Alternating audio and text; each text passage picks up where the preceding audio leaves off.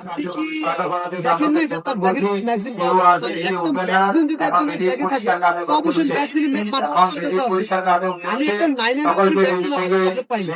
যদি 9mm machine থাকে অবশ্যই না থাকে ম্যাগাজিন তো কেউ আমাকে খালি দেবে না। ম্যাগাজিনটা পিস্তলের সাথে বা একটা আর্মসের সাথে তো জিনিসটা অ্যাডজাস্ট থাকে, এটা সেট। তাহলে তার কাছে যদি ম্যাগাজিন পাওয়া গেছে ব্যাগে, অবশ্যই তার বাসার ভিতর কোনো না কোনো আর্মস আছে। আর এই আর্মসটা সে এই কারণেই তারা রাখছে, সে তার নিজের মুখে বলছে আছে মামুন যে যদি কিনা 5 তারিখে আমরা এই অভ্যুত্থানটাকে সফল না পাইতাম, আমরা সশস্ত্র ভাবে রাস্তা নামার সিদ্ধান্ত নিয়েছিলাম। মানে তারা অস্ত্র নিয়ে রাজনীতি, অস্ত্রটা কোথায় পেতে? তার প্রমাণও তার ম্যাগজিনে পাওয়া গেছে। আর আরেকটা কথা যে বললেন যে প্রমাণ, ভাইজান প্রমাণ সবই আছে, হয়তো আমার কাছে নেই, আপনার কাছে আছে, আপনার কাছে নাই, কারো না কারো আইনের কাছে আছে।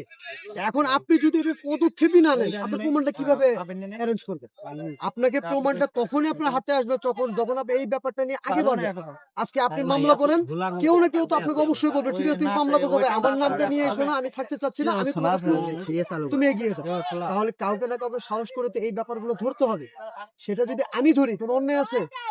আমি চাই আমার দেশের ভিতরে এই সন্ত্রাস মুক্ত থাক, চাঁদাবাজ মুক্ত থাক, এমনকি এই মাদকদ্রব্য মুক্ত থাক, যেটা বিএনপি সরকার তারেক রহমান বারবার বলছে যে আমরা মাদক এবং সন্ত্রাস বিরোধী।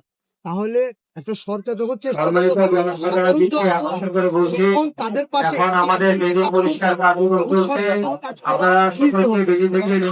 সাধারণ জনগণেরা যার যার পদক্ষেপ না নেয়